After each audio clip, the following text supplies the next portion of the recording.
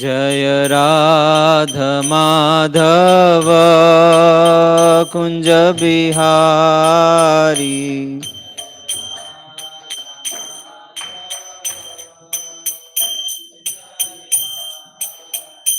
जय गोपी जनवल्लभ गिरिवरधारी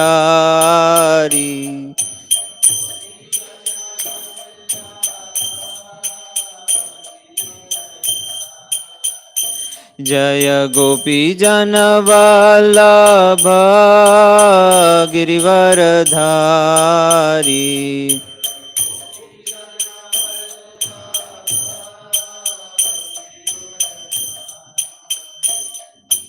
यशोदानंदन ब्रज जनरंजना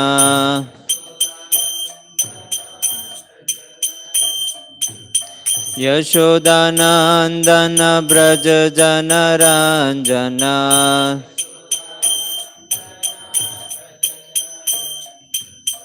यमुना तीर वनचारी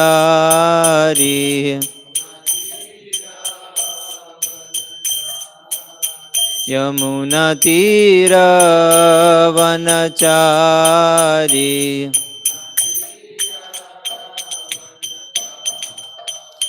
जय राधा माधव कुंज बिहारी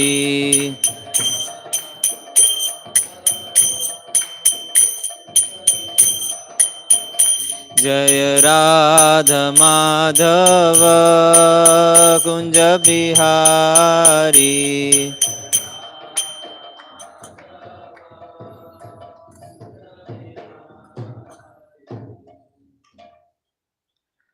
ओम नमो भगवते वासुदेवाय ओम नमो भगवते वासुदेवाय ओम नमो भगवते वासुदेवाय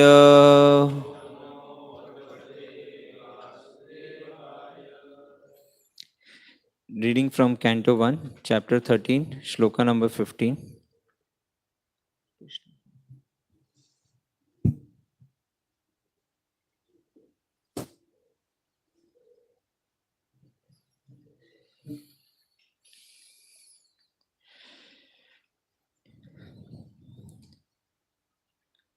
Abibhradyama danda abibhadraya abibhadrayarma danda yathāvad agha-kāriṣu yathāvad agha-kāriṣu yāvad dadhāra śūdratvam śāpād varṣa-śatam yamaḥ abibhrad Aryamā daṇḍam yathāvad agha-kāriṣu yāvad dadhāra śūdratvam śāpād varṣa-śatam yamaḥ abibhrad Aryamā daṇḍam yathāvad agha-kāriṣu yāvad dadhāra śūdratvam śāpād varṣa-śatam yamaḥ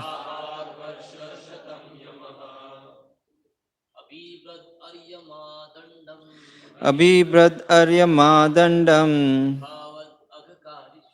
yathāvad agha-kāriṣu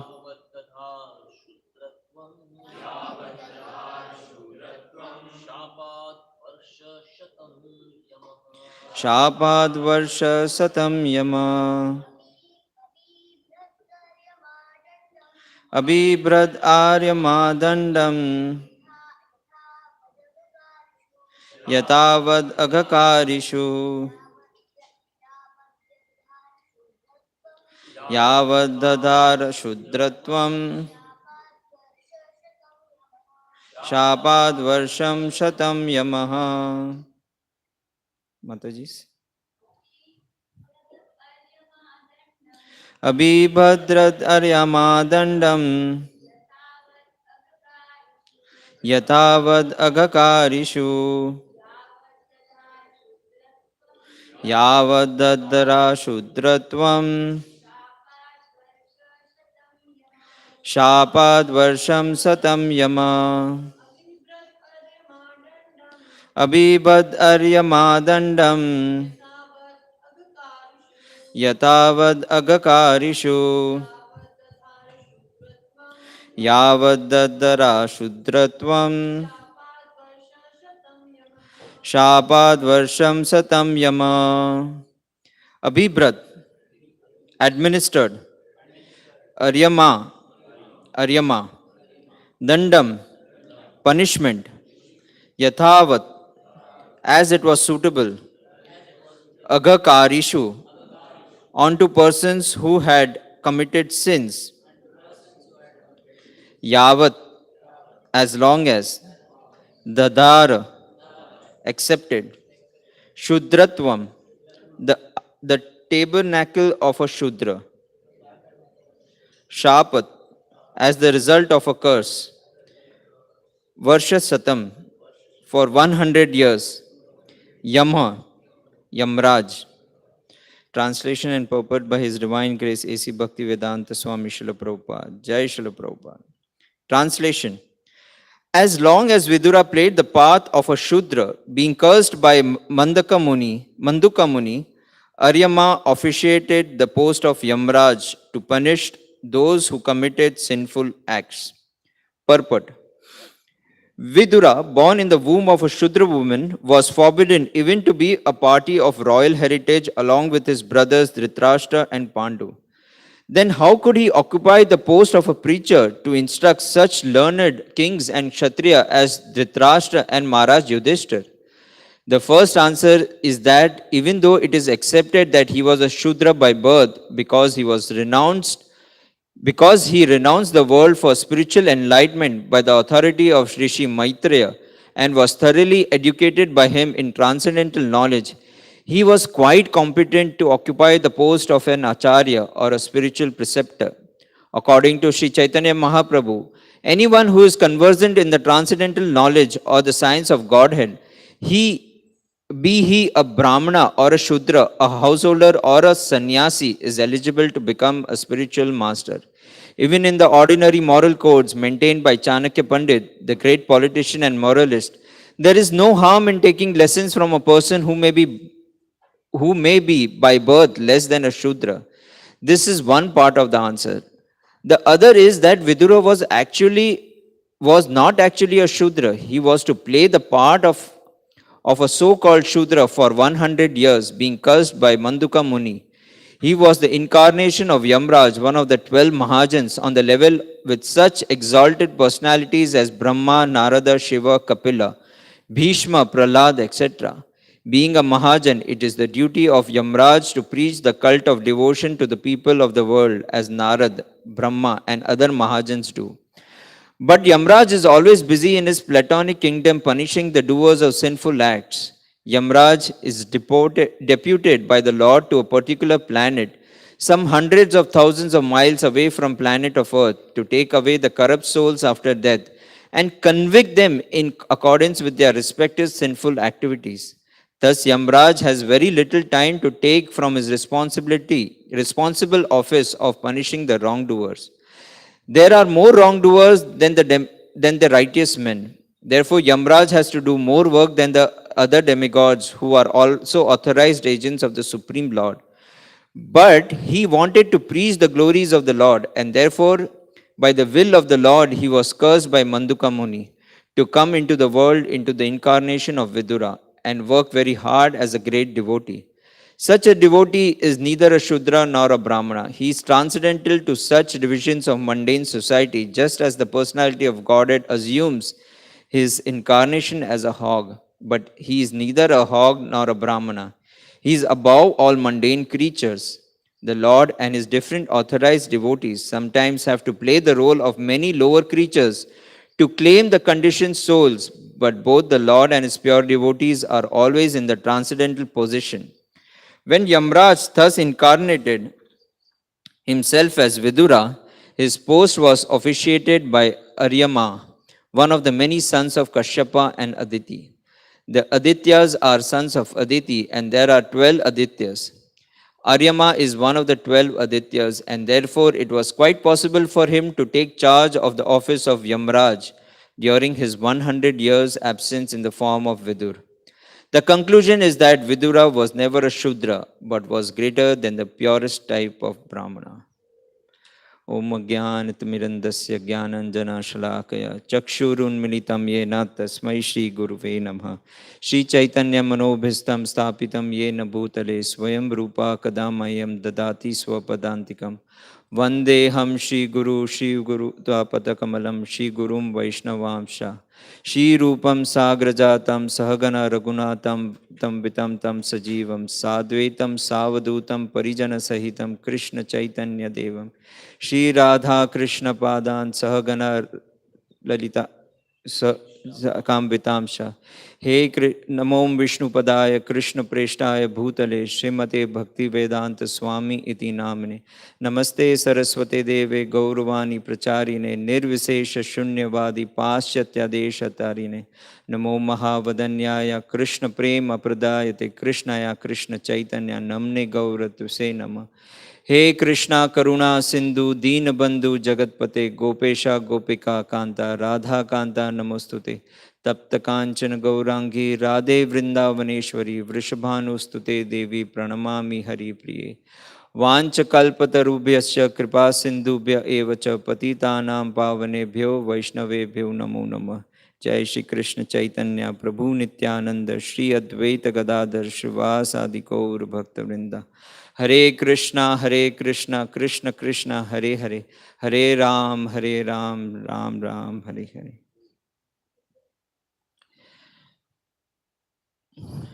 Thank you, dear devotees, for giving me an opportunity to purify myself. As always, I'm not worthy of this seat, but please bless me so that I can speak in lines of the parampara, which is pleasing to the devotees. And if I speak anything beyond my realization, please forgive me. Specifically, I'm very nervous now. Sitting in front of Cāṇakya Prabhu, right in front of my eyes. So please bless me, Prabhuji, that I can speak something nice and pleasing.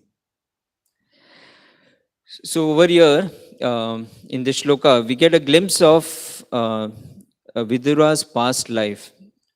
In Srimad Bhagavatam, we have seen many times the past lives of acharyas, past life of mahajans is very elaborately mentioned. Like we see the example of Narad Muni. He himself narrated his past lives because there is a message to be given to us. There are some teachings, there are some lessons to be learned from their lives. Like Narad Muni was earlier a son of a maid servant, which was not a very respectable position, or not a position where one could actually grow faster in their devotional life. And before that, he was Gandharva, and his reputation as a Gandharva was also not very illustrious, or not very good. So the teaching that we get from Narad Muni's life is that every sage has a past and every sinner has a future. Similarly, from the life of Vidura, there is a very nice lesson that we can learn, is that don't judge the book by its cover, but judge the book by its content. So we will talk a little bit more on this aspect. So we will try to cover 3-4 things within half an hour. The first is the life of Vidura, his teachings as per Vidur Niti. There are conversations between Vidura and Dhṛtarāṣṭra, and this has been documented as Vidur Niti. And Cāṇakya Niti is actually taken from Vidur Niti, like Jida Prabhu had mentioned earlier. So we will talk little bit on those aspects. And third, very importantly, I wanted to talk about, this aspect of don't judge the book by the cover, but by its content. So we'll discuss on the life of Vidurji, how he was born. So I am sure everyone knows the story, but just for my purification, I'll just repeat the story of how Vidurji was born. So Satyavati was married to Shantanu, and Shantanu and Satyavati had two children, Chitraganda and Chitraganda and Chitrangan and Vichitravirya. Vichitravirya, right? So Chitrangad was a very, very powerful king. He was very illustrious, and he was very strong. And there used to be a Gandharva name with the same name. And the king's glory actually spread all over the world, and it will spread to the higher planetary systems. So this Gandharva became very envious, and he attacked the kingdom of Kauravas, and Chitrangand was actually defeated and killed in that war. So Vichitravirya took over the kingdom as the king, and he ruled the kingdom for 7 years. But because of his, he had some illness, and untimely he had to die. And Vichitravirya was married to two sisters, Ambika and Ambalika. And before they had a son, Vichitravirya left this planet. So Satyavati was very worried that there is no heir to this kingdom, and she was thinking about it, and she was actually in a very desperate mode that Vichitravirya, my son, and Chitragand have both left the body, and she was cursing herself because of my father. He went and told Bhishma Dev not to marry and not to take up the kingdom. What foolish my father was. Now we don't have an heir to this kingdom. So she was contemplating on that, and suddenly she thought that maybe I should approach Bhishma Dev to beget children and become the king of Hastinapur. So she went very courteously to Bhishma Dev, and she asked that it was all right that because of me and Shantanu you took some very stringent vows, but now you have to follow and practice those vows in the form of serving the elders. And the best service to the elders is providing a hire to this kingdom, to this dynasty. So you should become the king and beget strong sons so that this dynasty can continue. And Bhishma Dev, smirkingly laughed, and he said, the sun could lose his glory, the water can lose its wetness, but I cannot change my vow. So he said that this is not possible. But Bhishma Dev also suggested that at that point in time, till Dwapar Yuga, it was allowed that if a man is not able to get the son, his brother can actually impregnate his wife, his sister-in-law, and get sons. So it was allowed till Dwapar. In Kali Yuga, these are some of the items which are not allowed. So Bhishma Dev recommended to Satyavati that she should call Vyasadev to impregnate Ambika and Ambalika. So another story within a story is Satyavati was actually had a son Vyasadev before even she got married to Shantanu. And Satyavati was actually begot the son Vyasadev from union with Parashar Muni. But Parashar Muni actually blessed her that her virginity will not be lost by this, and a great sage will be born out of the union of them. And Vyasadev, when he was born, he immediately attained maturity. He immediately became an adult, and he left her mother. And while leaving, he told her mother that anytime you need me, you just remember me, and I will be present at that point in time immediately. So Satyavati started remembering this, and she called for Vyasadev to come and impregnate Ambika and Ambalika. So, Ambika So when Vyasadeva came, he was actually meditating in the Himalayas, and he was like in hundreds of years, he was without any food, water, had not taken bath, and he was like, hair were growing, his had matted hair, he was dirty with dust, and he was fully like not looking good. It is even mentioned that his teeth were slightly less black than his complexion. So it was that kind of a personality that he was looking at that point in time. But because of the urgency of the situation, Satyavati immediately called for him, and Vyas immediately came. And he was told to perform, impregnate Ambika.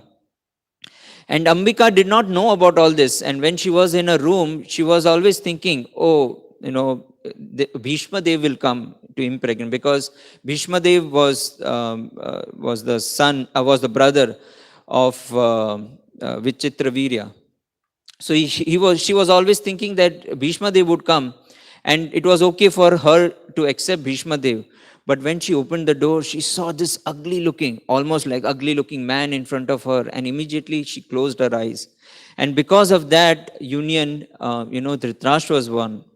And Vyasadeva actually told Satyavati that your daughter-in-law, she closed her eyes, but a very brave, a very strong king will be born who would have strength of 10,000 elephants, but he would be blind. So Satyavati was very shocked by this news that a blind king, no, that's not possible. So he told Vyasadeva, no, you should now impregnate Ambalika and get a very worthy king for this dynasty. And Vyasadeva said, okay, when Ambalika is ready, you call me, because I don't want same situation to happen with Ambalika. So after a month, Vyasadeva was summoned, and Ambalika knew what she's getting into. So she did not close her eyes, but looking at Vyasadeva, she was so frightened at looking at him. So she became very pale, and Vyasadeva said, oh, foolish women, because you've become frightened and you've become pale, you've become yellow, the son born out of our union will also be yellow, and that is why he is called Paṇḍu. Paṇḍu means yellow. So Satyavati was still not convinced, and Satyavati said, no, I don't want a pale looking king. So please, impregnate Ambika again, the first one. So Vyasadeva said, okay, let the first child be born and I will come back again. And when Dhṛtarāṣṭra was born, again Vyasadeva came. But the thought of meeting Vyasadeva again, Ambika could not tolerate. And that is why Ambika actually called her one of the maidservants.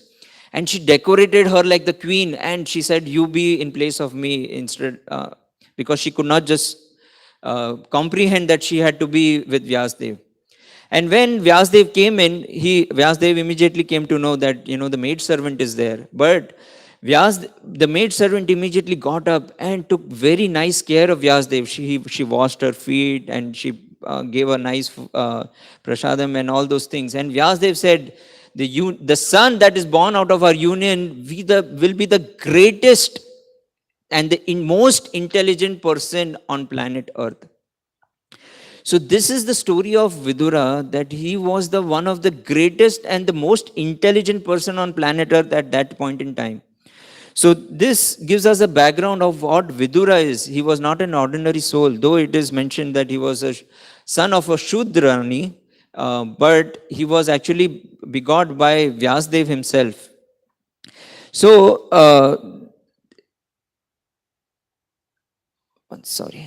So he was actually Vyasadeva had predicted what kind of a child would be born. So we will just try to study as per Vidur Niti. There are some items which are very famous as Vidur Niti, and Vidurji, actually what he preached to Dhṛtarāṣṭra, he was living it day and day out. That is why he's called an acharya. It was not just giving a class to somebody. He used to actually practice what he used to preach. The first thing that, what he preached by his action is he was a well-wisher and a guide. So we understand from Vidur Niti That is one shloka that comes in. It says that a wise person does not deviate from higher goals of life because of his actions are based on the qualities like self-knowledge, endeavor, patience, and devotion to dharma. He should be ever well-wisher of the people. So this, he actually practiced day in and day out. Like in Krishna also says in Bhagavad Gita, Suhudram Sarva Bhutanam. He is the ever well-wisher of all, Sarva Bhutanam, of everybody. There is no partiality. In fact, it is said Krishna is unpartial in giving his partiality. He gives his partiality unpartially. Like his partiality is available to all. But people are not ready to take, like Duryodhana was not ready to take. Similarly, these qualities are manifested in the devotees of the Lord also. So Vidura was also like that. He was unpartial. His partiality was available to Duryodhana as well as to Pandavas. But Duryodhana chose not to accept it. Dhṛtarāṣṭra chose not to accept his mercy. But Pandavas chose to accept his mercy. So because of that, we see that Vidura appears to be partial to the Pandavas, though he was not partial. He was just being kind to everybody. In fact, episodes after episodes, he told Dhṛtarāṣṭra, he advised Dhṛtarāṣṭra against so many things. The first thing that he advised Dhṛtarāṣṭra was when Duryodhana was born. When Duryodhana was born, all the planetary systems were just against him. It clearly showed it was no brainer. It was not something like you needed to be a very intelligent person to predict what Duryodhana would be. All the astrologers in that time actually came and told Vidura that this is a very unpleasant time for a child to be born, and this child that is born will cause the destruction of the entire dynasty. And Vidura very candidly told Duryodhana, give up this child. This child will make sure your rest of 99 children will be dead. And the entire Kuru dynasty will die because of this.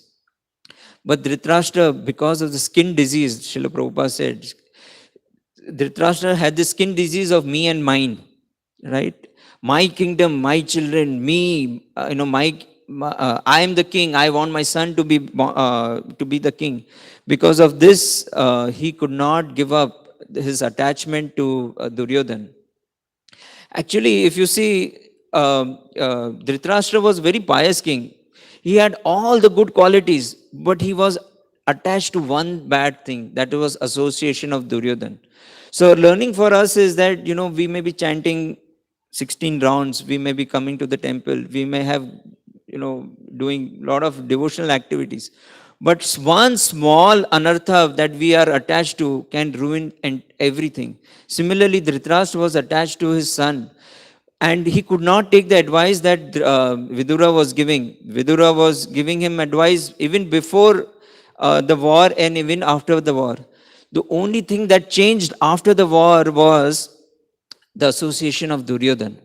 Obviously, then also Vidura was empowered by that time. He was initiated by Maitreya Muni, and he was even empowered to preach to Dhṛtarāṣṭra. So both the things worked.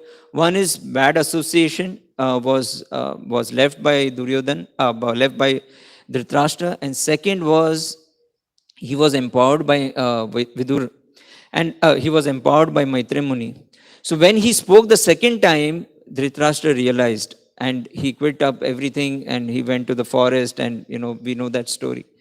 So it is very important for us actually, that we should be away from, even if we have 10 good qualities or 10 good things that we are doing in devotional service, but one bad thing that we are attached to can lead us to ruination. The second quality that Vidura had, and this is part of Vidura Niti, is that it says that for the weak, forgiveness is a quality, but for the strong, forgiveness is an adornment. So we see that what kind of forgiveness quality that Vidura had. He was actually blasphemed He was criticized. If you think of it, he had all the qualities to become the king. Dhritarashtra was not qualified. Pandu was very weak in the sense that he was pale. But Vidura had all the qualities to become the king. He had the rightful heir to the throne, but he did not take up that throne. He in fact took up the role of guiding the king.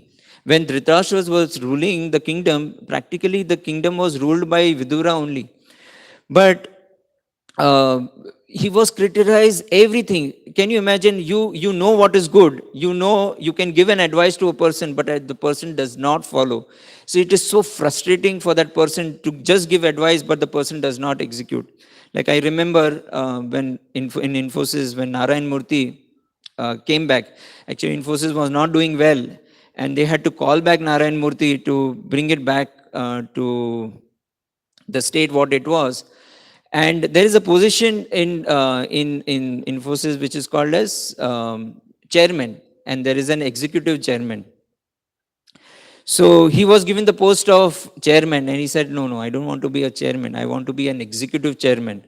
So what it means that if I come, I want things to happen. I should not be just giving advice. Chairman generally gives advice. Then it is up to the CEO to execute it. So he took the position of an executive chairman, which means whatever I tell needs to happen.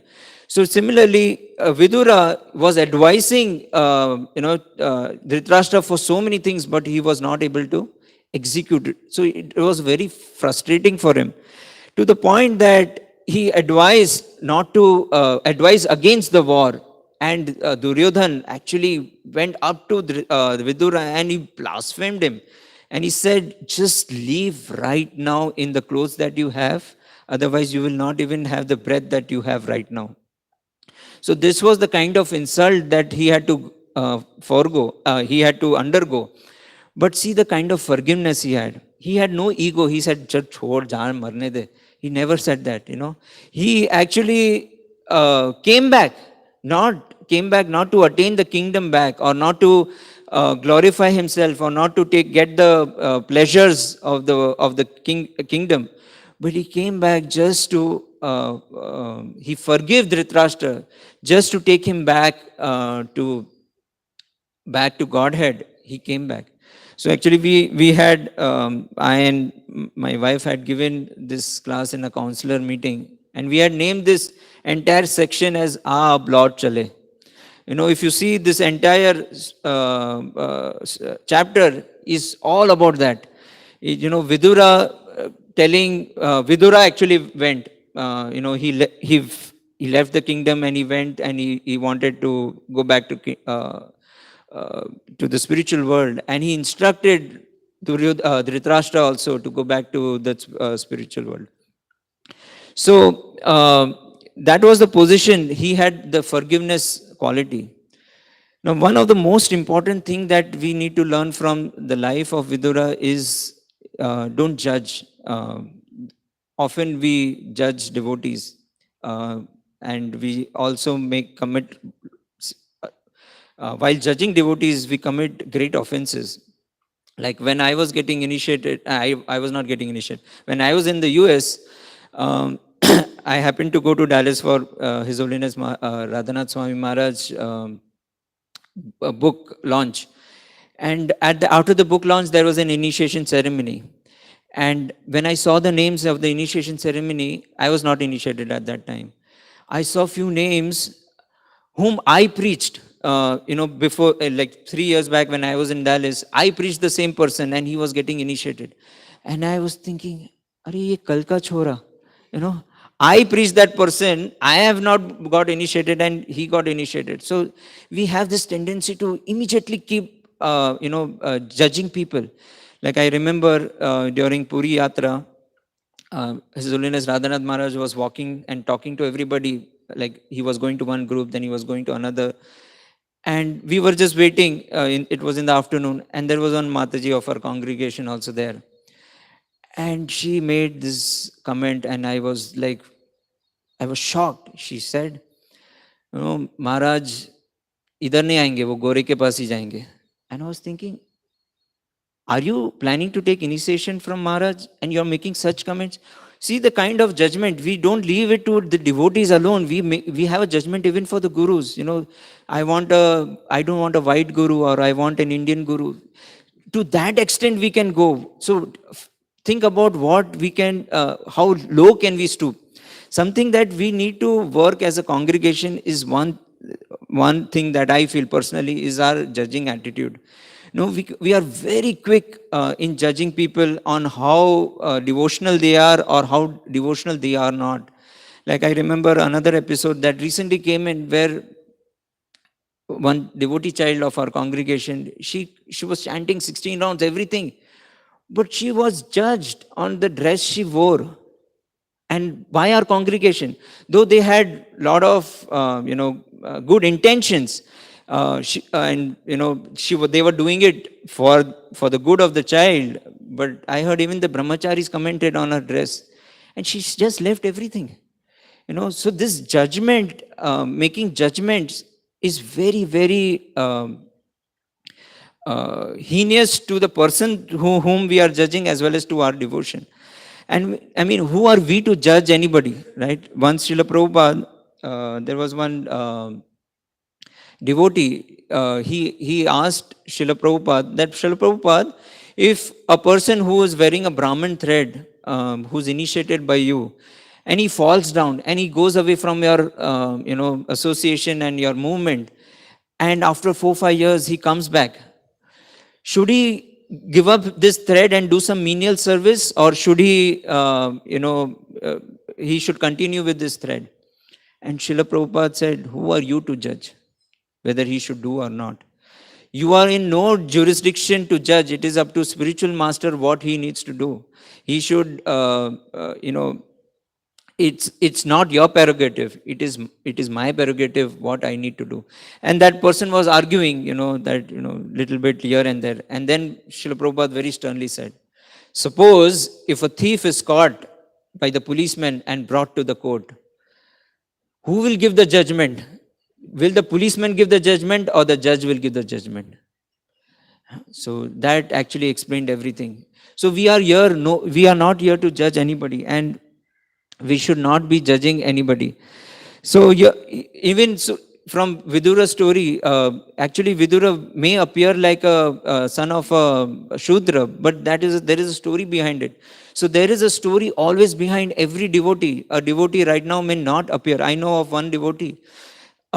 He was from Bombay congregation, but back in US he was serving Maharaj in New Vrindavan. And he may appear very, very colloquial and very local. I mean, in his talks, you may appear that he will talk more about Bollywood and all those stuff. But he is so devoted to Maharaj and the movement that when you speak to him about the philosophy, he is very, very deep. When you speak to about serving Guru Maharaj, it is so deep. I remember when Maharaj had not requested, he had just circulated that Shyam Sundar Prabhu may need a liver transplant, and whoever is willing to give his liver should actually kindly come forward if possible. And I remember my brother was in India. He sent his name. I was shocked. Hey, kya kar raha hai ye sab? But he was in India, so his name was not considered. But the hospital where Shyam Sundar Prabhu was there, they were amazed to receive so many calls. He said, who is this person? Who is this person? We have never seen somebody receiving so many calls for liver transplant. And Maharaj just made one announcement, and there were devotees thronging to donate their liver. And this particular devotee also was in the line. And he actually donated his liver to Maharaj. And after that, he came to Dallas, where I was there. Just 2 days after operation, and he was there. And he was in another mood. And he was just laughing. He's a very funny devotee, and he makes people laugh. And pura kata diya. And he opened his kurta, and there was a long cut over here just to take out a small piece of liver.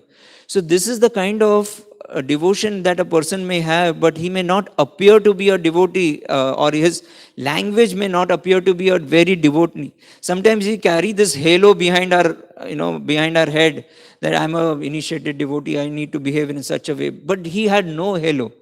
But his devotion was far better than people, devotees who carry this halo that, I'm a great devotee, I have so many counsels, I have this and that and all that. So what I'm trying to say is, even Vidura, from Vidura's example, we learn that we should never judge him. Vidura was actually Yamraj. He was cursed by Maṇḍūka Muni, but for no fault of his. So the story goes like, like Maṇḍūka Muni was meditating in the forest, and there were some thieves that came, and they thought that this sage is so pious, no one will come to know that somebody is we are hiding in his ashram. Those thieves came and hid in his ashram, and the police were following behind him, and they asked Maṇḍūka Muni where the thieves were. Maṇḍūka Muni did not reply, and they went into the ashram and found the thieves. They thought, the soldiers actually thought that Maṇḍūka Muni is actually the ringleader of these thieves. So he was caught along with the thieves and sentenced to punishment. And the punishment is called Srila Prabhupada in one of his lectures mentioned, it's called shul punishment. Shul means the rod is pierced through the rectum and through the head, and the person is killed. So he was tortured. He was about to face that punishment by some prophecy. The king realized that this person is wrongly being punished, and he was actually released. Maṇḍūka Muni was released. So Maṇḍūka Muni did not question the king, but he questioned Yamraj. He immediately went to Yamraj and he questioned him. Why did I go through this hell? It was no fault of mine. And Yamraj immediately replied, opened his books and replied that, as a child, you had actually pierced a straw through the eyes of an ant. And that is why you had to take this, you had to go through this agony. And Maṇḍūka said, Yamraj, you have made a gross mistake. A child is very innocent. In his innocent-like nature, he could commit some offenses. But the punishment for this is not appropriate for such an innocent, playful act that a child may have performed. So Maṇḍūka Muni cursed Yamraj to take birth as a Śūdra. So Maṇḍūka Muni came back as Yamraj. Yamraj took the birth of Vidura just for this, to partake in the Leela of Krishna. So the story is that, everyone would have a background. We should not be judging based on the person, on how he looks or how he appears or where he has taken birth. Very, very often we have this judgmental attitude, like even in our Gaudiya Vaishnavism, very strong. We have case studies where Chaitanya Mahaprabhu rejected a devotee based on birth or based on caste or where he is born or in which religion he is born. Like we have Haridas Thakur. Chaitanya Mahaprabhu could have made Nama Acharya, the Acharya of Yuga Dharma. He made it as Haridas Thakur, though he was from a Mlecha family. He was from a family of Yavanas. But he made him the Acharya. He could have easily made, Advaita Acharya as the Nama Acharya, or he could have made Nityanand Prabhu as the Acharya. But he never, he made Haridas Thakur as the Acharya. One was, he was very qualified. Second was, to set examples. It was considered that one who is born, in Bengal, it was considered that one who is born on the banks of river Ganges are very, very pious. And one who are born away from the banks of river Ganges are unpious. So if you see, there was a piece of land called Radhadesh. It was considered to be very unpious because it is far away from the mother Ganges. Navadvip is on the banks of the Ganges, and it was considered to be the spiritual hub of all the spiritual activities. So that way there were discrimination. But Chaitanya Mahaprabhu chose that his associates be born in different areas, not near the Ganges river. So like Nityanand Prabhu and was born not on the banks of the mother Ganges. So this is an example that Sri Chaitanya Mahaprabhu also says that you should not judge a person from where he is born. Right? Once in one of the scriptures, it is mentioned that one of the devotee of Nityanand Prabhu could not understand his activities, and he went to Chaitanya Mahaprabhu saying that, you know what, I cannot understand the activities of Nityanand Prabhu, and I am making offense against Nityanand Prabhu. And Chaitanya Mahaprabhu immediately quoted from Srimad Bhagavatam that one should not judge an exalted devotees, because an exalted devotee is like a fire. He can actually engulf all the good and bad things inside the fire. So one should not be judgmental about exalted devotees. And he quoted a lot of other scriptures, Chaitanya Mahaprabhu. So the intent over here is that one should not be judgmental. We try to judge people according to where they are born. But as Srila Prabhupada said that like Chaitanya Mahaprabhu's associates took birth in different areas of Bengal, not close to the river Ganges, Chaitanya Mahaprabhu sent some associates of his to take birth in different countries in the Yavana, in the Mlecha countries, so that once when Srila Prabhupada comes in and when the spark of Chaitanya Mahaprabhu touches them, they will be able to propagate the glory of Harinam in those lands. So sometimes we being judgment, we should not become judgmental for devotees who have taken birth in in other lands apart from India. We have that tendency, at least I had that tendency to judge devotees saying that we are from India, they are from from the foreign land. But these are chosen devotees. If they are getting initiated earlier than us, it should be understood that these are chosen devotees to spread the mission of Chaitanya Mahaprabhu. Like I remember when my initiation was going on, and very young couples were getting initiated together, and that was the shock of my life. When I was actually feeling very, I had mixed reactions. I was feeling happy that I was getting initiated, but I was also feeling that, there are so many devotees back in India who were much in line before I was in line of initiation, and I am getting initiated much before them. So I had mixed reactions. And I asked, Maharaj's servant that, will Maharaj initiate in India soon? And he said, actually, Maharaj tells us so many times that he has all the intentions to initiate the devotees, but somehow or the other, it does not work out.